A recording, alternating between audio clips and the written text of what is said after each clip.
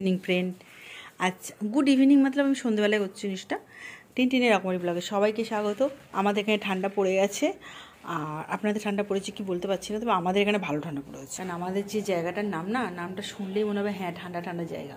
এটা হচ্ছে আমার 6 নম্বর সকালবেলায় বমি করেছে।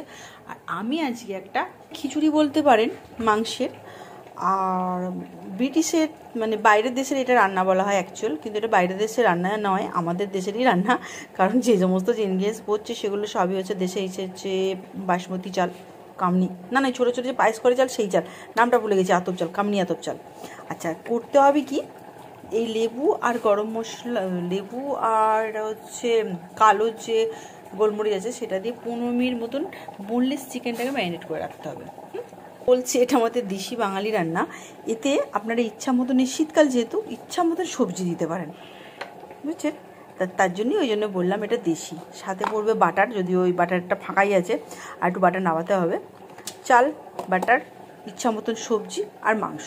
এবার প্রসেসটা, আচ্ছা সাথে কিন্তু দুধ লাগবে, প্রসেসটা আমি বলে দিচ্ছি তারপর করা। বাইরের দেশে এটাকে ফিস ফাস বলা হয়, কিন্তু বিদেশে এটাকে পিস পাস বলে, ফিস ফাসের মতন দেখতে। আচ্ছা, ঘরের গরম মশলা আর গোলমরিচ দিয়ে দিয়েছি, বাটার আর সাদা তেল দেওয়া আছে এটা, আর সাথে পেঁয়াজ রসুন কুচি কুচি করে কাটা, পেস্ট নয়, আর পেঁয়াজ আদা রসুন কুচি কুচি করে কেটে একটু ভাজতে হবে। ভেজে ওই যে 20 মিনিট আগে ম্যারিনেট করা রয়েছে, এই যে সবজিটা দেখাচ্ছি কেন।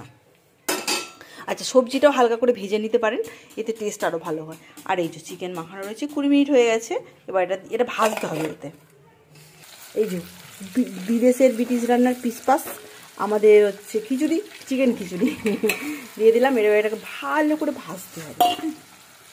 ভাজা হয়ে গেলে তারপর বাকি জিনিসগুলো দিতে হবে। আপনি ভেজে নিয়ে চাপা দিয়ে। আচ্ছা, একটা বলে দিচ্ছি, আপনাদের সুবিধা মতন জিনিসও করতে পারেন, আপনি কড়াইও করতে পারেন, ডেচকিতেও করতে পারেন।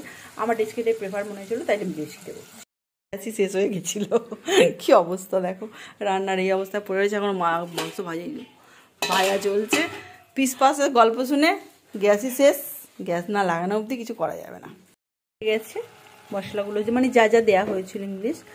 আচ্ছা, সবজিও ভেজে নিয়েছি, সাথে এই চালটা ধুয়ে রেখেছি। আচ্ছা, এতে কিন্তু গরম জল দিতে হবে, হ্যাঁ আন্দাজ মতন। অ্যাকচুয়াল খিচুড়ি টাইপ তো, তো সেই হিসেবে পোলাও খিচুড়ি যাকে বলা হয়, মানে আবার বলতে পারেন স্টু খিচুড়িও, মানে এর অনেকগুলো নাম হতে পারে বাঙালি আনায়।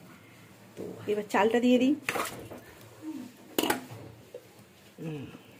এবার এটা মানে ফটাফট হয়ে যাবে রান্না, অসুবিধা কিছু নেই। এবার নুন মিষ্টি আন্দাজ মতন যেমন খান।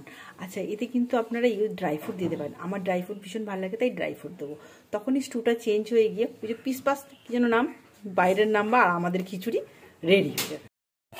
আমাদের বাংলার খিচুড়ি, আর অ্যাংলো ইন্ডিয়া জানি না কোন দেশের, তাকে এটার নাম দিয়েছে পিসপাস। ভাই আমাদের বাঙালি লোক, গোদা বাংলায় খিচুড়ি ইজ বেস্ট। বানিয়ে খাও, খুব টেস্টি। চিকেন দেওয়া আছে শুধু, আর মশলা ভাই তো বলেই দিয়েছি কী কী দেওয়া হয়েছে। প্লিজ সাবস্ক্রাইব করো, প্লিজ বানিয়ে খাও। ফার্স্ট কথা বানিয়ে খাও, তারপর সাবস্ক্রাইব করো। এটা হচ্ছে ফিসফাস,